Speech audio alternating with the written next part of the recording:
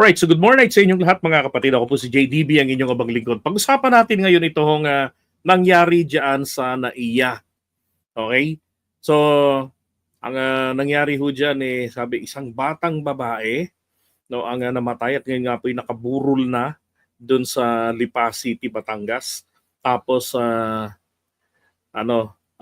sabi girl, 5, 1 of 2 killed in an NAIA car accident. Diba? Now, ito hong mga damuho na mga DDS po talaga naman, pambihira. Akalain nyo pagkasaya-saya nila kung na nangyari itong insidente. Ang pinagbuntunan kaagad nila agad ay ito hong si itong DOTR secretary. Sabi agad nila, akala ko ba magaling ka? Sabi nila Kevin Season sa mga comment section. Palpa ka. Iba talaga si Tatay Digong. Noong panahon niya, yung NAIA, naging number 1 Churbanes. Kinilala sa buong mundo. Totoo naman po yun. Aware na ako noon, nag-vlog na ako noon . Ang nagtataka lang po ako, bakit biglang saglit lang yun? Ano yun, parang binayaran nyo lang yung review. Di ba? Tapos, may ibang nag-review na naman, negative na naman ang NAIA. Anyway, ito po isa pang nakakatawa rin naman. Si Mr. Sasot. Ang sabi ho din ni Ginoong Sasot ay may pananagutan ng NAIA dyan. Bakit naman ang NAIA ang may pananagutan diyan? Hindi ba pwede munang papanagutin ang salarin bakit sablay ang bollard? Di ba? Sabi niya pero definitely may pananagutan naman talaga ang NAIA. I agree. At hindi naman po yan tinakasan ni Ramon Ang. Sagot niya ho lahat ng gastusing medikal, pati ho sa funeral, sagot niya ho lahat. Okay, so muti na academic na angal-ngal na to ni Mr. Sasot. So sabi ho ni Ginoong Sasot, the car was not stopped by bollards. Tama. Di ba? Hindi napigilan ng bollards. Yung biglang arangkada ng kotse. The real bollard can destroy a car on impact. Ito yung bollard na destroy. Oo nga naman, nasira yung bollard po talaga. 'Di ba? May kumupit ng pagpapagawa. At ang kinupit pong halaga, syempre mas mababa ho sa 8 milyon. At dahil po naman mabilis silang magbato ng paninisi sa administrasyon, mabilis din naman pong lumaganap agad itong financial highlights nito ng financial reports ng MIAA. Nakalagay nga rito, improvement of terminal facilities, installation of security bollards at curbside area of NAIA Terminal 1, 2, 3, and 4. So 8 million pesos po lahat-lahat yon on July 26, 2019 po ang completion date. Diba? The project involves the supply and installation of security bollards at the curbside area of NAIA Terminal 1, 2, 3, 4 and to promote terminal safety and preventing the vehicles from ramming into the walls of the terminals at the curbside parking area. Yun. Diba? So, sisi kaagad kasi sila. Ito pa yung isa si Crisette. Yan. So, tinuturo dito ni Vince Hison, ni Secretary, ito hong pwesto ng bollard. Walang yung bollard yan. Lintik. Parang kulangot lang ang ipinangdikit. Sabi naman ito ni Crisette Laureta Chu ng mga DDS. Sabi niya, corruption kills. I agree.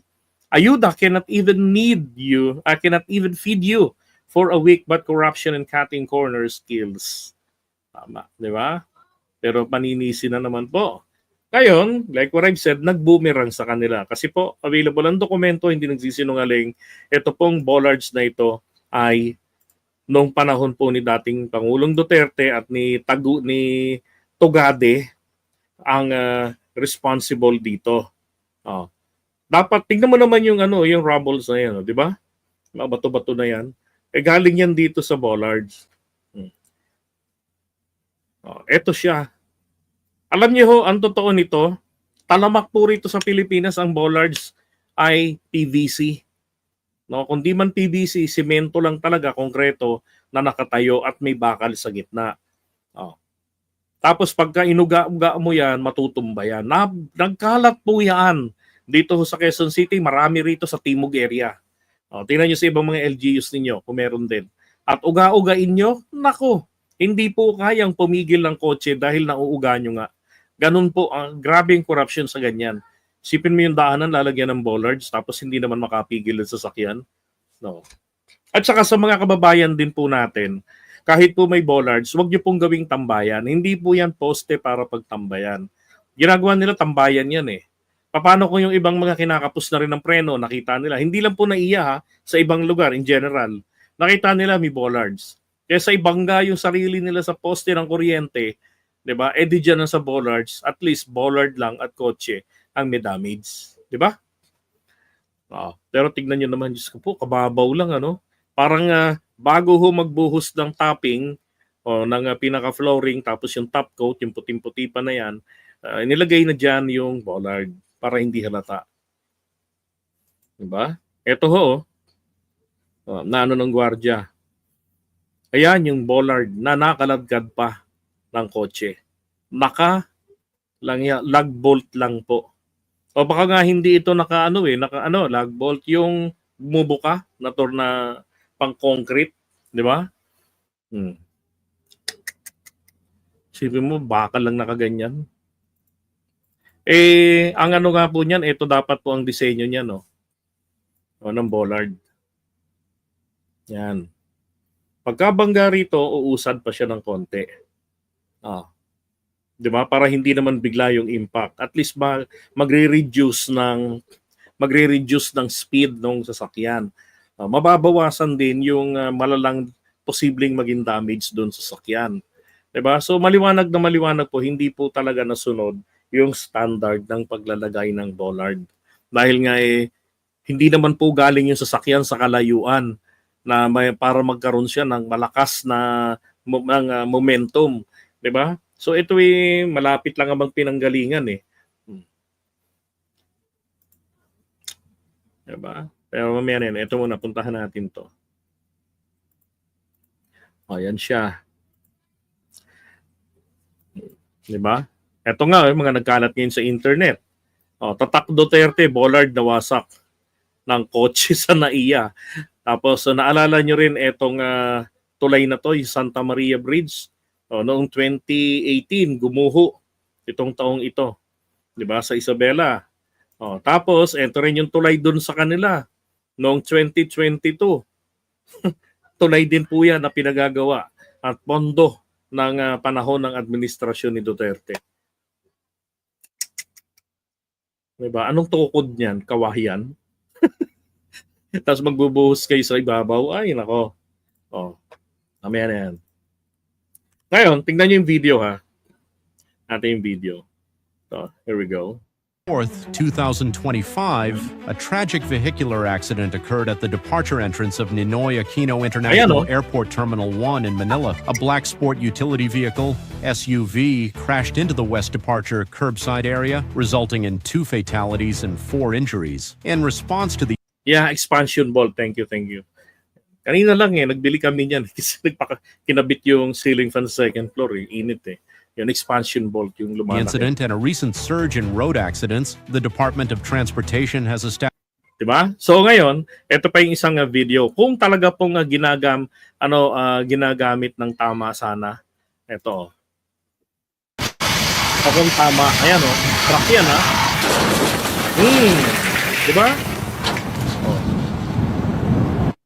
Ganyan ang mangyayari po dapat. So yung bollard, hindi po titilapon. Yung sasakyan, hanggang dyan lang din. Diba? Hindi siya lulundag.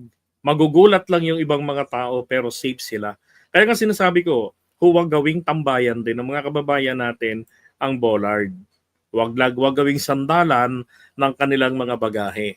Okay? Keep distance sila dyan sa bollard.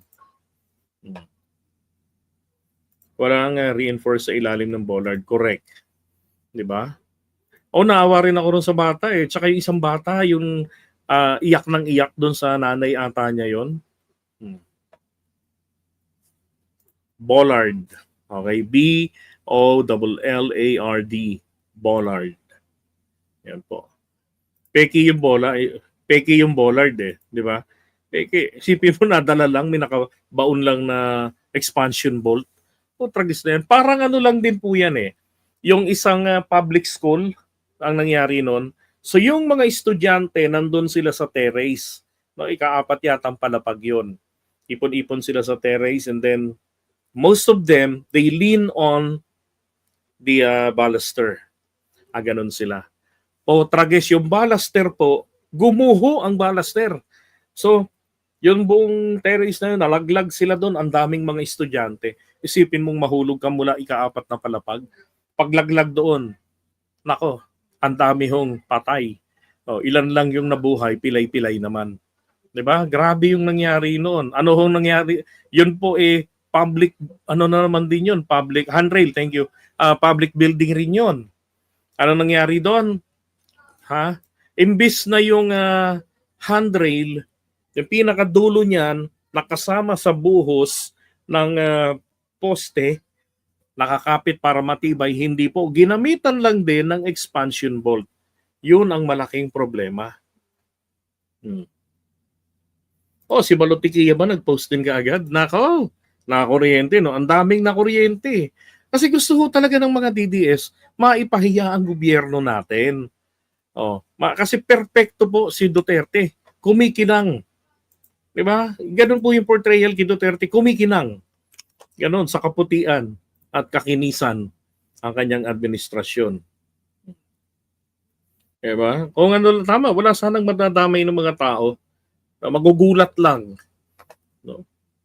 Kung hindi lang po talagang dinaan sa corruption. Isipin nyo, 8 milyon. Kinakailangan po dito talagang may mapanagot. Diba? Hindi naman kinakailangan dito na magkaroon ng Senate hearing or congressional inquiry. Diba? Kaya lang ang problema kasi rito, kailangan natin ng transparency. Papaanong nangyari na ganyan? Yun bang, ano ang specification ng gobyerno dyan sa bollard na yan? Is talaga bang bollard ang ilalagay dapat dyan? O tawag lang nila ay bollard? How do they understood the bollard? Diba? How it works? Diba kailangan yun, malaman? Anak ng putya. Diba? Alam nyo nangyari, ang daming proyekto ng nakaraang administration. I agree. Pati yung flood control. Tignan nyo na lang yung mga tulay nagbabagsakan. Diba? Napasa sa administrasyon, nire-repair pa nila. Pero yung pinaka-main talaga nito, yun ang may problema. Substandard. Diba? Naalala ninyo nung nakaraang nagbaha-baha at sinisi nila kay BBBM. Yung palpak na flood control na 5,000 which includes the ongoing flood control projects, di ba? So, anong nangyari? Sabi ko nga kung anuhin ninyo ito, kung titignan ninyo, hinahanapan nyo si PBBM ng 5,000 na flood control projects. In the first place, dapat ang tanong bakit kailangan magkaroon ng flood control projects ang Marcos administration? Pinagmamalaki po nila dati ng Duterte, meron silang 14,000 flood control completed projects. Diba? Kung hahanapin natin yung 5,000 na ang iba dyan ay hindi naman po nakalagay sa binahang lugar. Kasi nakaspread out yun sa buong bansa, yung 5,000 na yun. So, ang tignan po natin dito, nasaan yung 14,000 flood control projects ng Duterte administration. There was a Senate hearing, di ba, Bads Manalo? Shout out sa iyo, man. There was a Senate hearing. Ang nangyari, natuklasan. Repair yung mga flood control na sinasabi ng DPWH na binigay nilang report kay PBBM. Nire-repair nila ang existing. Wala ka naman kasi, di ba, Rosita? Wala ka naman po pwedeng i-repair na hindi pa nag-e-exist Kapag nag-repair ka ng non-existent, sira ang tuktok mo. Di ba? So, ni-repair po nila. Ano ni-repair nila? Alam nga naman gawa ng admin. Ni-repair nila gawa ng previous admin. Ibig sabihin, kung ganun po kadali basira, alam nyo na. Di ba? Ay, nako.